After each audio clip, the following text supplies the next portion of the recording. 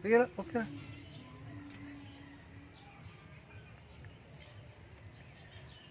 Oy, unsa man gilawgan na ninyong manok? Wala pa. Lawgan niya ng mga manok kay ihawon ra ba na inig birthday ni Biboy? Sagot na ibig ko yan. Gilawgan na, gilawgan na. Daghan kayo expression ang akong naong kay na ako'y excited kaayo nga i-istorya kadiyot. Sulod sa taas kayo nga panahon nga naghuwat-huwat ko sa Google AdSense pin nga email sa wakas sa katapusan niabot na gyud in town, nagtuo ko nga dili na ni moabot kay tungod sa mga hitabo kaning pandemic gikan sa Marso, Abril, Mayo, Hunyo, Hulyo naabot ra gyud og lipay kay ta, lipay. Tararan, chiring-ting, lipay. Oy, nalipay sad mo diha nga naabot? Lipay. Nalipay sad. Si Bobby, nalipay na si Bobby? Lipay. Nalipay sad si Bobby, nalipay. Mga kaigsuonan, mga higala, narare ang atong wala lang damhan, niabot ra gihapon ang atong ipaabot. Tara. Iabot kita atong gipaabot. Magtanong Salamat sa Google. Google. man akong dugo kay Niabot ra gyud. magtanong. Kani dai siya, gikan dai ni siya sa Malaysia. Malaysia siguro. Siguro mas dool ang Malaysia kaysa US. Mga control areas nga magpadala dito sa Google AdSense. Salamat kay nana pero taliwala nining atong pagpaabot lipay man ta. Salamat ta sa Dios, salamat ta sa Google nga niabot ra nya nana ang pin. Ang pin, sayon ra kayo, inigable sa sulod sa sobre. Inigable sa sulod sa sobre. Ayaw ipukran. Na ay mga instructions nga user friendly kayo, dali ra kayo input nimo sa imong email sa mga requirement sa AdSense nga ma-indicate ang imong pin. So, wala na. Og adtong pagpila lang ka adlaw, nakadawat ata sa nadawat na ang gipadala sa Western Union. Apan sa tinuod lang dili lalim ang mag-YouTuber ta. Dili gid.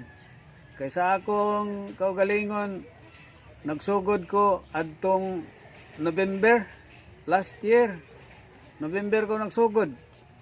Pagka December, January, February, natagaan ako og monetization right. Na-monetize na nako pagka February. Pagka Marso, na-lockdown, nag-ECQ. So, gikan sa Marso hangtod sa July, wala ko yung nadawat nga Google Pin. Hangtod nga pagkahinapos nadawat na. So, taas kayo ang pagpaabot. Pero, dili bali na lang kay wala man ta magdahom nga makakwarta di ay tani, pero ang usa lang niya kabutang nga ako masulti sa mga nagsugod-sugod pa og mga vlog or YouTube. Ang akong ikasulti nga dili sa yun. Daghang mga higayon nga gamay ra tag ginatulgan, daghang mga higayon maguna-una ta og unsay klaro ginato nga linya nga niche. Kay wala ta kibalo og asang dapita mo ka-create dayon ta og mga fans, mga magsusunod o subscriber. Unya, ang requirement sa YouTube, perti lisura. Kay, number 1, aron ma-monetize ka, ma-qualified ka, kinahanglan og 1,000 subscribers. Unya ka ng 1,000 subscribers, dili na madali kung wala ta mailhi ang atong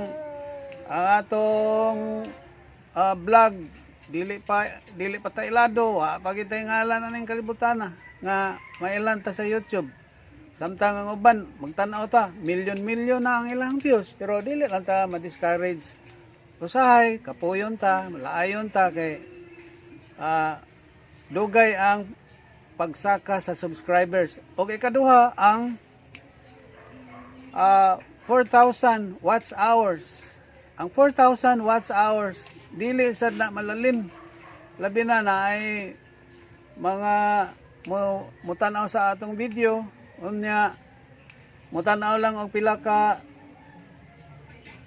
seconds, pila ka minuto, then bali na sad. So dugay gyud kayang paabot. Unya after nga natagaan ako og right nga ma-monetize, makita ra na sa mag-email ra na ang YouTube, monetize na copyright strike pagyud ko. So unsa ang mga angay bantayan sa mga nagsugod-sugod, mga bag-o? Ang copyright strike nga nahitabo sa kuha, ang gigamit nako nga music background. Ang music background kana mga music nga copyrighted nga ang tag-iya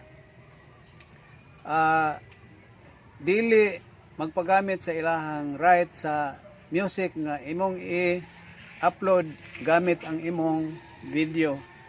So kung makipiright strike ka, magpaabot na sad ka og sa kabuan aron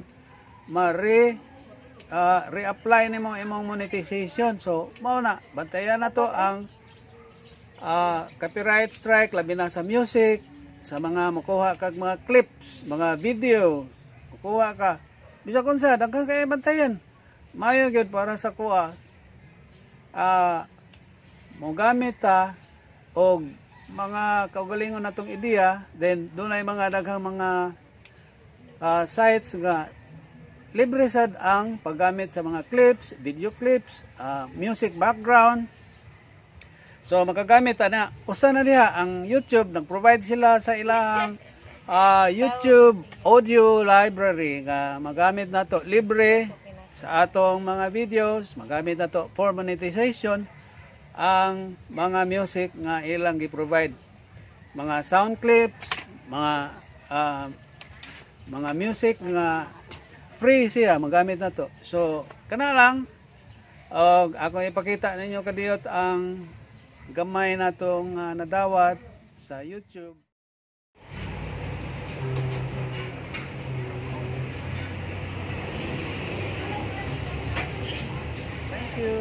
Thank you YouTube. Og daghang salamat, nakapalit og grasya gikan sa langit.